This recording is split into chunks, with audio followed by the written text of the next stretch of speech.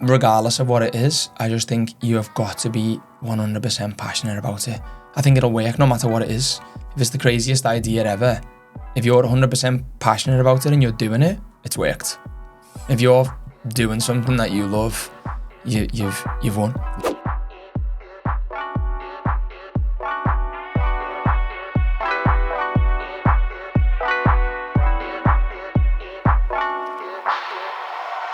Welcome back, or welcome to another episode of the Success Times Happiness podcast. I'm your host, Richard Thompson. Today, we have Alan Webster. He is from the heart of Liverpool, a die-hard football, as he would say it, soccer to us, fan. He's emigrated from the UK, from England to Australia with his family. And I first met Al as my eldest son's soccer coach at under sixes. And from there, I could see this incredible passion he has for coaching kids in soccer, in football. And he has since then created this business called Sunshine Coast Power, and it's to be expanded as well, to encourage kids to train and to become better people through soccer. So I thought I'd get him in the studio, talk to him about his life experience, talking about where this whole business is going and the importance of that to him, and I hope you really enjoy it. Alan Webster, thank you so much for coming on. Thanks, Rich. Thought we'd start off, I guess, from when I first met you. Yep. As a starting point. And okay. My eldest was getting into organised sport for the very first time. We had done little kickers when he was very little, and that was, had it served its purpose or served its run. But then you get to 6 years old, and we rock up to training, and there's you there as the nominated volunteer father coach, because your son was in the team. Yep. And you're from Liverpool. Yep. Scouser. Yeah. And so all of a sudden, it's my first experience as a father in organised sport. Obviously, growing up, I had heaps of organised sport as a child. Yeah.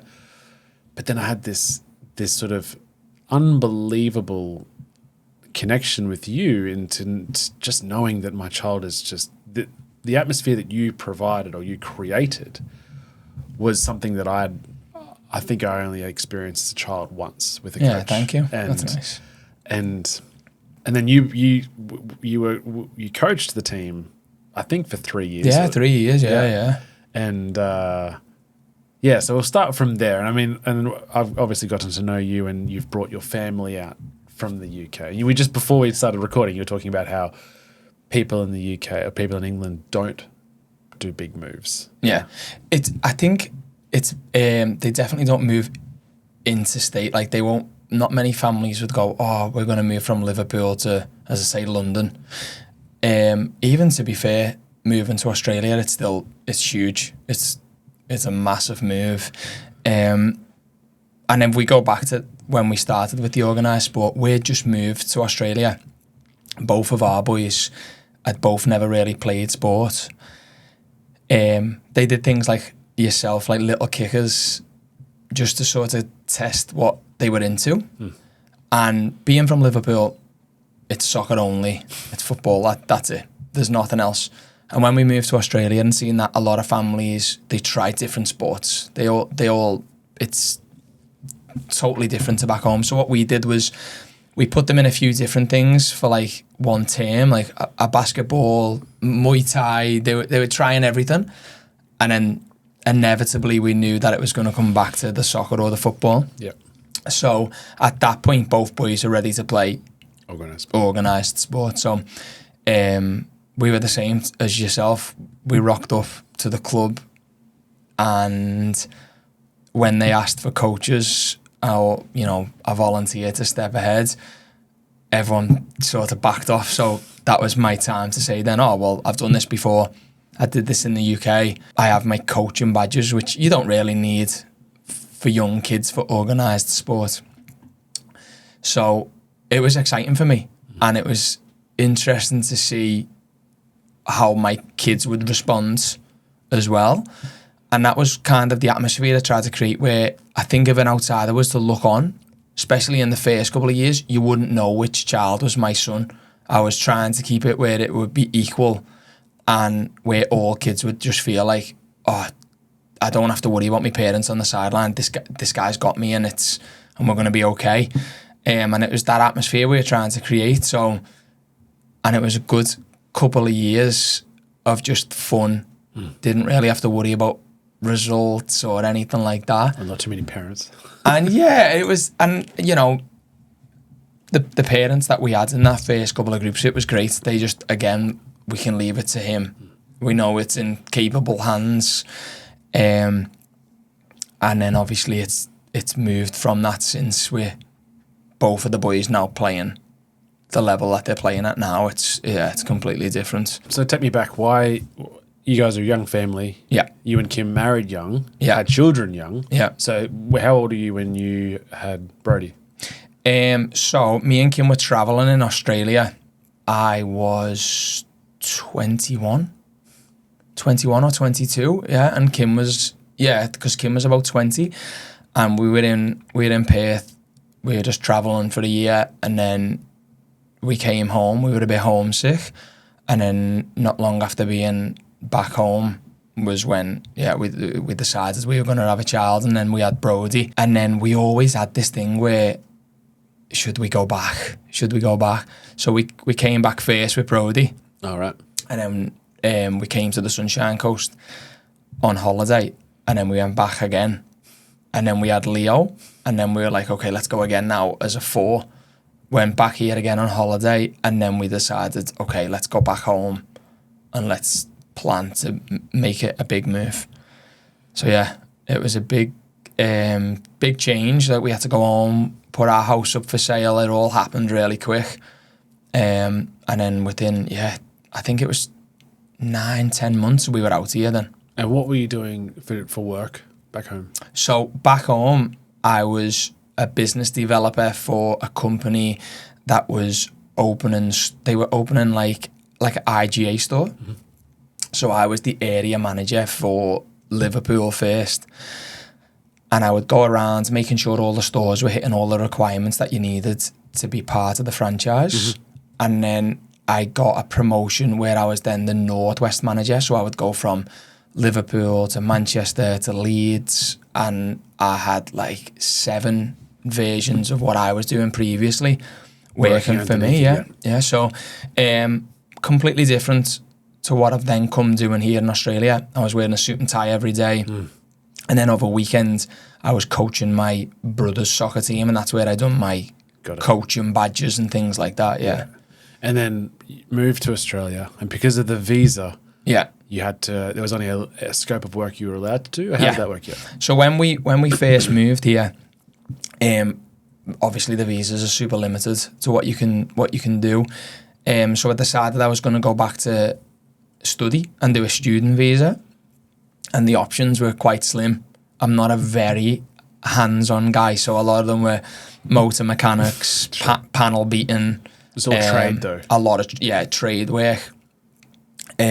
So I decided I was going to choose something that was going to be close to where we were living at the time. So that was TAFE Mooloolaba, and then the courses that they had was either a hairdresser or a chef. So I chose to be a chef because it was something that I just enjoyed anyway. So I went into chef work, and I did that I'm still doing that now as well. But I've done that for the past 5 years now. Yeah. And your visa's sorted? Still waiting. It's just pending. So it's been a bit of a roller coaster with the visa. So we done a student visa, a graduation visa, a skilled visa, and then we've applied for permanent residency now. Okay. So it's been 11 months. Wow. Yeah. Okay. Then what do you think drew you to, other than obviously your, to some degree, the DNA of the love of football, love of soccer for you, what drew you, do you think, to coaching and coaching kids? Because your brother's was your first one. Yeah. So I was coaching them. They were about under 15s and then under 16s. And then when they went into open men's, that's when I stepped away then. I always enjoyed it. I always loved it. I was still working full time and then coaching, obviously, both sons' teams. And then the following year, I took on both of my sons' teams at the same time and was coaching both of them. And I think, if I'm truthfully honest, I seen a very high level of coaching back in the UK. And then when I moved here, I seen that they hadn't quite caught on yet. And I was thinking, okay, what can I bring that I'm seeing what I was doing back home and bring it over here with the facilities we've got, with the families we've got, the way the attitude is when games are played over here. It's completely different atmosphere. And I was like, could I implement what I've learned back home and bring it here? So it was probably about 4 or 5 years ago when I first thought of the idea of starting up my own coaching academy. And then I kept hitting a stumbling block into why I couldn't do it. There was always something. I was also inspiring to try and be the best chef that I could be. Because whatever I'm getting myself into, I don't want to just stay at the bottom. It's always, I want to try and get to the top of that or get to the top of that. So when I was in TAFE, I was all in for that. I had to make sure I was top of the class. I mean, work was in first. It sounds terrible, but beating everyone in little competitions that we had within TAFE. Then obviously the work side of things, I always had this thing of, I want to work in the best restaurants on the coast. I want to be trying to get into one of them. So it was always, the heart was the soccer. I want to make sure that I can do it. But then I've also got a family to provide for. So it was, how can this coincide with each other? And then that's when my wife found my current job, which is the chefing in a childcare, and said, hey, this could be a lot more friendly for you to be able to do both, which is, why we've came into doing both now. And I mean, I can't accurately describe what you do, I think, to give it justice in terms of a training session. But from when, as I said, from under 6, you rock up and it's just the atmosphere and the way you are with the kids. And I don't know whether that's something that's so innate for you, but it's this environment of inclusivity, of fun, but also laid with direction and laid with purpose and laid with intention, that you're trying to get them to be the very best player they can be. Yeah. And obviously some are much better than others, but it's all this inclusivity, and it is a really enjoyable. Yeah, thank you. But is it something that, like if a kid misses the ball, kicks and misses it completely, it's, wow, man, you forgot your glasses today. Yeah. It's just a joke, but not in a derogatory way. It's just lovely and it's really encouraged. Yeah, it's something that I was like, man, this isn't normal. Yeah, well, I think as well, from the way I grew up back home playing sport myself, there was no, for me anyway, there was no fun side of it. It was competitive and that was it. So then when I came here and seeing, wait there, why shouldn't have that mentality? It should be like the way it is here, where it doesn't matter. If I've got 6 children in a class in one coaching session, I want to give every single one of them the same direction, and then it's up to them to thrive with that. Okay, he's give us the tools here. Can I go and do it? Can I score this goal? He's told me how I should hit the ball. Can I do it?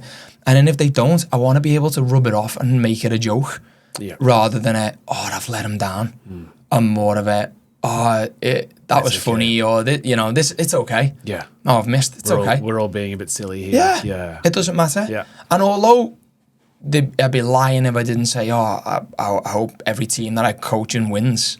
But at the same time, at what cost do you want it to? You won the game, but 3 kids went home upset because they might have missed a chance, or it led to a goal, or whatever it was.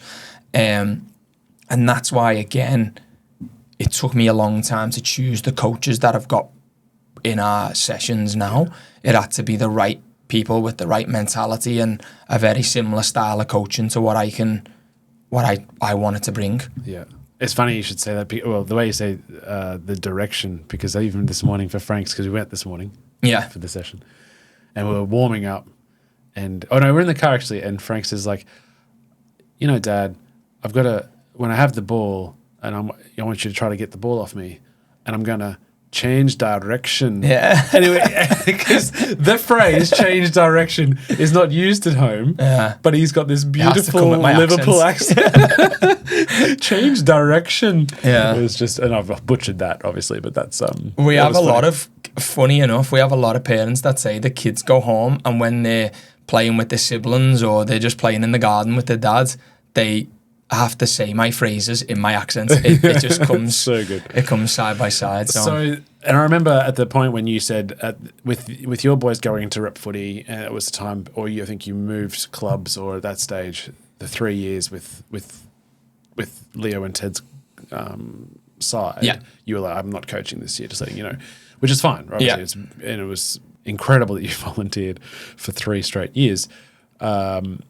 But at that point, and then Ted tried the 4th year with the club, and the new coach was obviously not you. Yeah. So he was like, "Oh, I'm not keen," and I was like, "Nor am I." So that's fine. But then I remember thinking, man, I'd pay you to do that session, right? That coach, even not on the game, excluding the game on a weekend, just the hour, on the pitch on a Wednesday night, they'd love it. But there's not one time that he's never has any of my children going, "Oh, I've got to go training."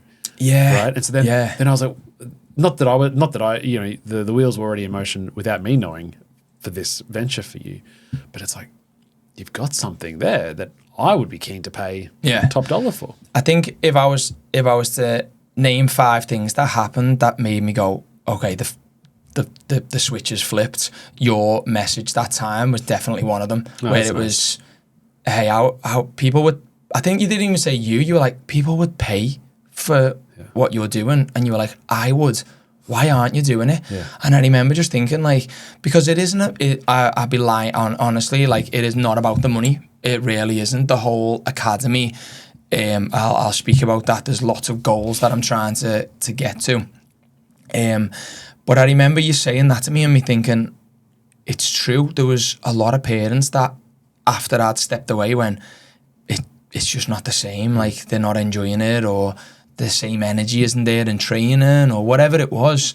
And it was sad, really, because we had a lot of, over the past 12 months, 2 years, it's been difficult for our boys with a lot of change. Like, they've went from their dad coaching their team for 3 years with all of their friends to jumping to, well, first they were playing rep soccer, which is within that same organisation, and they liked that, and they were thriving in that.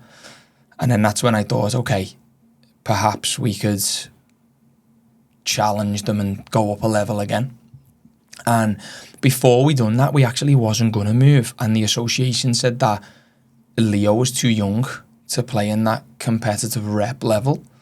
And that was one of the reasons why we said, okay, if he can't now play competitive and he was more than ready, let's see if we can move across to a different organisation and see if they let him.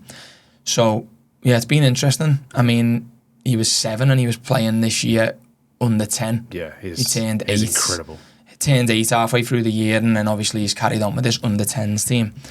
And then same with Brody. He was in a team where, again, it was all his friends. Skill level was a complete different range. Again, my training sessions was, hey, here's all of the tools and ideas, what you need for the game. What can you do? But I think he wanted that.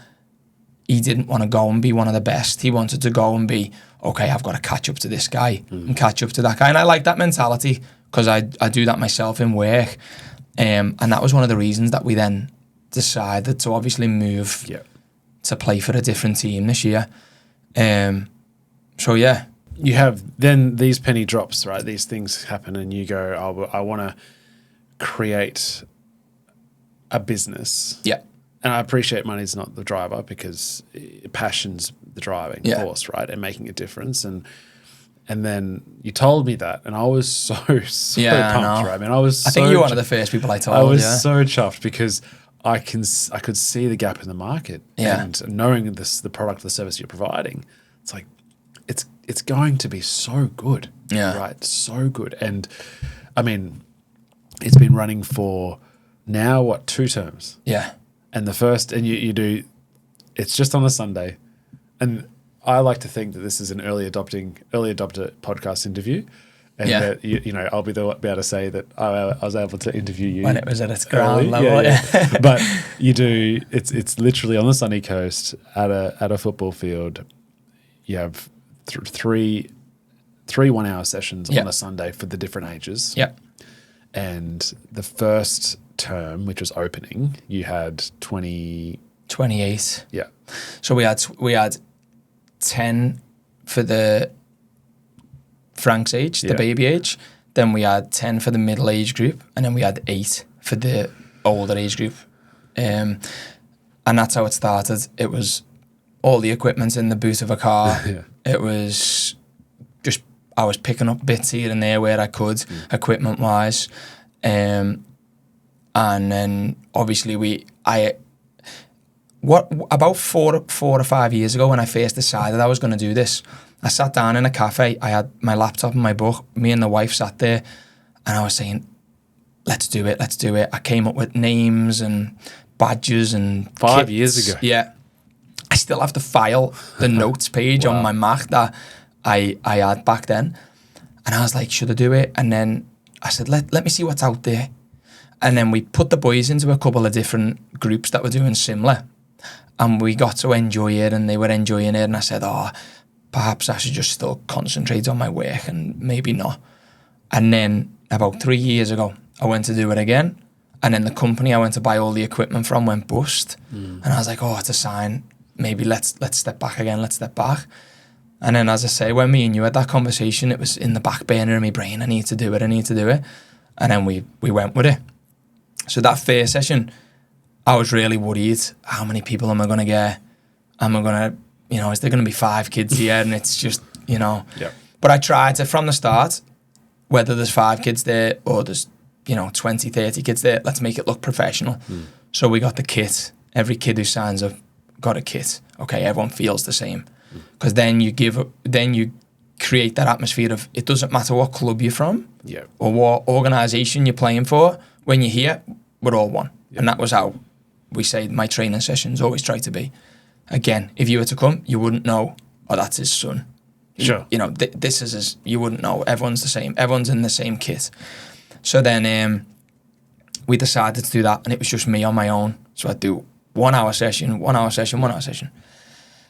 And then obviously, after the first term, we went to a tournament, and we played a tournament, and we took the eldest group with us for the tournament.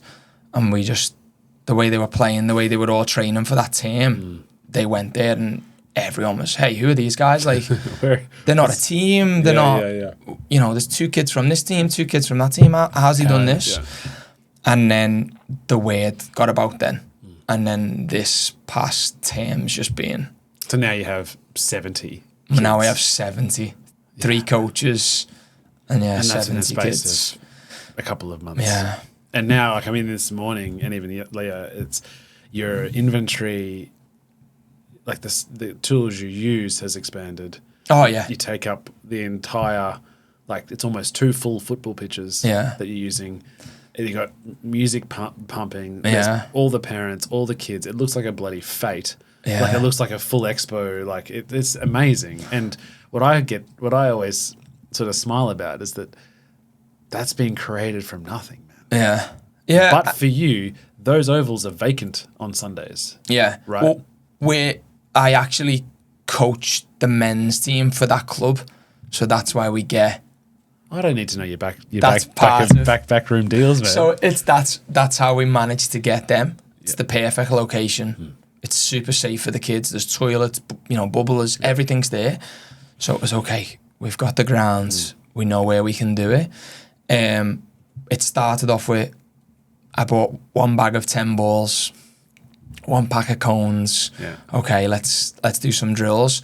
And then, the wife hates me for it, but every week you're buying more stuff. I'm ordering more. I'm buying more. There's new stuff today. The garage has just gone from a little tiny section to now it's the whole garage is full.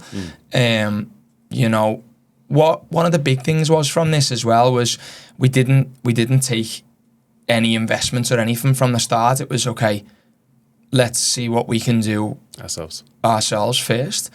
We had lots of people reach out, can we sponsor? Yep. You know, can we help out? This, and I was like, this is for me and my family a minute. I just need to see where I can get to first, and then we can start taking it to that next level. So yeah, in terms of the inventory, it's just constantly getting bigger. So where my mind goes now and is again that growth. Let's call it a 300% growth in a term, in a space of a couple of months. That provides the evidence to what I know as to how good that service is. And I remember we were talking about it at the early stages on the phone about getting coaches. Yeah. And you were like, there was someone that said to you, oh, I'm happy to help. And you didn't say it directly back, but you're thinking, no, that person won't fit the way that I do the things. model. Yeah. And the two guys you've got now, I was like, oh yeah, I knew that would need to happen, right? To be able to scale something like this, it needs to happen. But the two people that you have is all, I don't know whether they also try to dress like you or look like you. That was the uniforms. No, but the haircut and the sunnies, I'm like, come on, man. We all had white socks on today. He's not that attractive. But they're perfect, right? Yeah. You've done that really, really well. And obviously very consciously, yeah? Absolutely. Like I said, again, that definitely goes to the wife saying, hey, if you're going to get more people in and this is going to get bigger, they need to be on the exact same page and wavelength as you, because a lot of people are bringing their children because of what you're bringing to them. It's not that you've got the best balls, the best goals. That equipment stuff is just, it's secondary. I could go there with just the balls and we could still have the same session. So it was finding the right people to go, okay, can you come in and give if I leave you with a group of 10 and I've got a group of 10, do I need to be looking over and watching, or do I know you've got it as well? And that was a huge part of it. So we did go around and we watched a few sessions that other people were doing, and I had a lot of friends who I'm playing soccer with. Yeah, so keen. But it was just from a business point of view, it wasn't quite right. It wasn't the right people to have. So yeah, we've got the two Liams on board with us now, which has been great, to be honest. That'll be, as I see it in terms of business projections, that's going to be the hardest part of it, right? Yeah. Like you can have template sessions to, and we talked about this, the idea of incorporating the power brand to the different locations around Australia. Yeah. And because in my mind, if this is a hole that needs to be filled on the Sunshine Coast, it sure as shit needs to be filled in Cairns, in Perth, in New South Wales, for example, and you can create those templates. You can get good deals with the oval, with the pitches and all of that, and get the inventory sorted. Yeah. But it's how it's applied on the day through the coaches to the kids. That's whether the kids are coming back or not. Yeah. And I think that was an important thing about even after today's session. It's so nice when I come away, I get home, I unload the car, and then that's when I check my phone. That was another reel. We have like no coaches are on phones, or it's, hey, you're there, we're going to work. It's just the kids. It's all about the kids. So then I go home and I have, heaps of messages and stuff. And today I go home and there's like 5-6 messages from parents. Hey, my son loved today. My daughter loved today. Even as far as like, hey, my son really likes this coach, or my son really likes the session with you or this coach. It's not about, there's no ego trip. There's no, I want everyone to enjoy just what I'm trying to do. All three of us are the same. So you should be getting the same experience whether you're with me, Liam or Liam, So that was a big part of it, getting the right people in. And what I would like to do is, if we move location, can we take them same coaches with us and do the exact same as what we're doing here in another location? And there's a lot of ideas and growth with what we're trying to do. And I think your experience back home with managing the grocery store and then being the manager of the managers of the grocery store will really hold you in good stead with being able to, because you won't be able to be at every pitch all the time if you go that way, if you expand. And I think that's another big thing. It's about, can you get that model right from the start? Can there be a standard that, what I don't want to see is, we open one and it's in Cairns and we have coaches that turn up with no uniform on, or they don't have that correct equipment, and it's all just, can you get them blocks in place to make sure that this is how we run things and it's professional.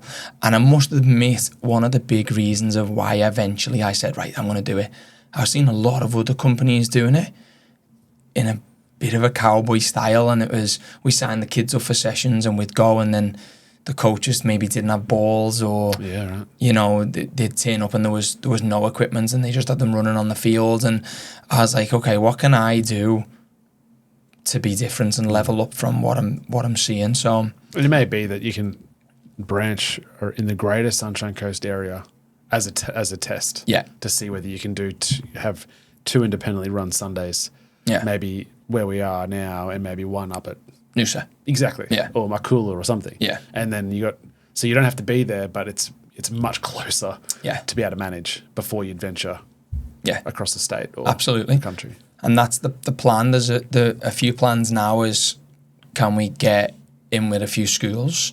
Can we start maybe getting into one of the schools and running sessions for the schools like that. On, say a Wednesday afternoon, and we go there and we take a few sessions for them, whether it's for their school soccer programs, whether it's for their school team, or whether it's just they come with us independently of an afternoon after school, a 1-hour session. That'll be the next sort of stage of what we're trying to do. Then from that, then we'll move on to, can we go a bit further? Can we go, as we say, to Noosa and run another session there, whether it's on another day or whatever it is. Because another thing we've done, as I say, is not aligned with a club.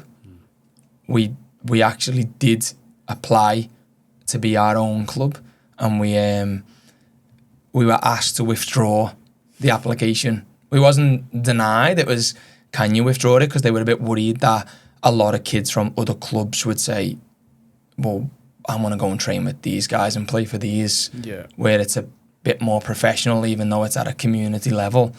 And then that's when we decided, okay, we'll just keep it as a skills academy and just keep doing what we're doing. Yeah. It's working. I'd like to talk to you about that. What would the advice be to Al 5 years ago on that laptop, typing in your notes about this is what you're doing? Or what's your advice to anybody who's contemplating, like I guess it's that balance between, yes, paying your bills and doing what's safe, but it's also this draw to your passion. Yeah. And to go, actually, this is what I almost like, if you knew it at the time, but you were, for whatever reason, waiting. I don't even kick myself now and say, I should have done it 5 years ago, because I think everything kind of happens in the right stage for the right reason. I'm more mature now.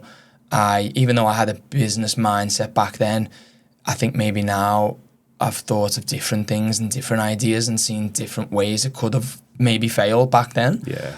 So it's definitely worked at the perfect time.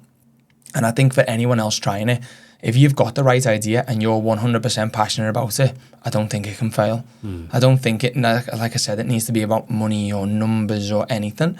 It's like every Sunday, can you come away and go, okay, how many kids learned something today? Hopefully every single one of them. What did I learn about myself today? Or what did I learn from what that kid done? Or, from a coaching thing, I'm still learning every week, and I love that. It wouldn't be fun if I thought I knew all the answers. And different kids come with a different challenge. Some can't do things, so it's good to go, okay, what am I going to learn from that? So I would say for anyone trying to do it, even if it's the next person trying to do another version of the Sunshine Coast Power, I think you just got to do it. There's enough children on the coast. It doesn't need to be a competition. Can it just be, what are you doing it for? If you're doing it because you want kids to become better and enjoy the game more, we should all be doing it. There should be 100 of us, and there's more than enough kids. Is that your that's what's the underlying pull for you? Yeah, absolutely. I think for me, And I think as well, to be truthfully honest, it's what can I create that is going to keep getting bigger. And I think that is a big thing for me as a business perspective. It's how big can I go here? Yeah. I don't want it to stop. I want to keep getting bigger. But at what cost? I've got to make sure that the standard is still the same. It's can every kid still each week learn. So yeah, that's the... Can you see yourself in the future doing this and leaving Monday to Friday? Yeah. Probably shouldn't say that in case my boss hears this, but yeah, definitely so. I mean, I don't think anyone should stop anyone from doing what they're passionate about. Yeah. 100%. I think if you love something, I don't see why anyone should be telling you. Get in the way. Yeah, you can't do it. And, you know, like I said, I'm mature enough to know that, hey, I've got a family, so I've got to make sure we've got a house, we've got this, we've got that. That's fine. It'll all happen. Yeah. It'll all happen. So, for me, this to take over my everyday job would be the dream. What do you think your most vulnerable moment was in that process? I think there's a lot of things really that I take things very personal if it doesn't go right, and I beat myself up and think, could my preparation for things have been better? So I think a lot of it was when I was first starting on my own, and I'm setting up and I've got to do all of the homework for these drills. I've got to make sure all of these things align. That was probably where I got a bit overwhelmed at one point and thought, am I doing right here? I want people to know they're coming and I'm not just some dad with a bag of balls having a kick around. Sure. This is a professional thing that I'm trying to start. So there was times where I'd lie on a Saturday night and think, are these drills going to work tomorrow? Are these kids going to enjoy what? Because I take it personal. If a kid comes away from a session, and I hope they never say this, but if they say, I didn't enjoy today, what have I done wrong? Where did we go wrong? Where that kid didn't get to enjoy himself today? Some coaches say, well, I made 80% of the kids happy. That's good enough. That's good enough. I can't do it. But that's you, right? That's the person that you are. That's the person at the chef school winning every competition. Yeah. That's you wanting to be the best chef or finding the best restaurant. It's you wanting to be the very best that you can be. Yeah. Is that tiring? I mean, from when I first met you, I definitely look like I've aged a lot in 5 years. I'm pretty sure I had full black hair when I first met you. You and me both, brother. So it does. But I think, again, when you're following your passion, I get burnt out for sure, but it's not tiring where I think I'm going to throw down the tools here. Yep. This can't carry on. There's still every week where Monday to Friday I'm thinking, how are we going to do Sunday? What are we going to do? What new stuff can I buy? You know, what can we do to elevate this, what kids haven't seen before? So for now it's not tiring, which is good. Surely now the new Liverpool kids are all tax write-off now, surely. Yeah. Hopefully. Yeah. Hopefully. Get something up and running. All right. Well, I think it's great. And as I said to you, and you first talked to me about that vision. Yeah. For me, it was like, oh, how do you scale that? And if you can scale that, that'll work, because I see that there's a huge demand for it. And yeah, it's not too often you're going to get 300% growth. Yeah. Within a few months. So. And that may yo-yo. That is something that I think about quite a lot. And I think, what if next month we have half that amount? Because when the season will start back up, you might have some kids that are training that day, or they're playing that day, whatever it is. But I think if you're still trying to project that same thing each week of, well, whoever does come, they're going to come away learning, then the proof's in it. It's there for people to go away. And I get it a lot now. A lot of like people that have not been able to do this session now because they're doing little nippers, but they're going back to their club, and the coaches are saying like, hey, why is this guy way better now? He's gone from a average player to he's by far one of the best in our team. What happened? Oh, well, he's been doing extra sessions, he's been doing this. And so I think that's a big part of that. So yeah. We'll see. We'll see. Thank you for coming on and sharing it. Thank you. It's awesome, man. We do 5 quick fire questions at the end. Yep. And I've given you a little bit of homework. So the first tip is, the number one tip for someone looking to be more successful in their life. Regardless of what it is, I just think you have got to be 100% passionate about it. I think it'll work no matter what it is. If it's the craziest idea ever, if you're 100% passionate about it and you're doing it, it's worked. If you're doing something that you love, you've won. Yeah. And I think also, I agree with that, obviously, wholeheartedly. And I think a lot of it is you will find a way. Yeah. You know, and that if you're that passionate about it and you're very, and that's authentic to who you are. Yeah. Then the hurdles that you will inevitably face, and you will inevitably face going forward in trying to grow this. Yeah. They'll be fine. Yeah. They'll be like, we'll get over it. Yeah. And we'll keep going forward because you're passionate about it. If you're not, if you're disingenuous, those hurdles are going to be 4 times as big, and you go, actually, this is too difficult. Yeah, exactly. And I think that's one of the big things where the mentality as a family, what we try and have, it's a very positive of, okay, that's going to happen. That hurdle is going to happen. Do you want to be a hurdle in a job that you don't enjoy? Do you want it to be a hurdle in something that every day you're struggling to get up for? Or do you want it to be a hurdle in something you're passionate about that when you get through, the reward's twice as big? Oh, gosh, I love that. The hurdles will always be there. Yeah. Right? So create the environment that you want to embrace those hurdles. Exactly right, yeah. So, yeah, that's what we're trying to do, yeah. That's amazing. Number one tip for someone looking to be more happy or happier in their life? I think you've got to have a good network around you. That's one thing that we've set out as a family again to do, making sure that the people around us are all on the same wavelength of what they're trying to do in life. And I think you've just got to be super positive. Again, whether it's a business idea or whether it's a passion in a sport that you're doing or whatever it is you want to pick up and do at whatever age, I think you just got to do it. Love that. Number one book or most enjoyed book or most gifted book? Dave Grohl autobiography. Oh, yeah? Yeah, absolutely loved it. Yeah, I couldn't put it down when I started it. So intrigued by him. Do you like him? Like the Foo Fighters? Love him, love the Foo Fighters. But when I read the book, I was quite shocked with just how much I enjoyed just reading about his life and coming from nothing to what he got. Yeah, okay, great. Most influential person in your life? Probably my mum. She, again, would be similar to this where she's in university now.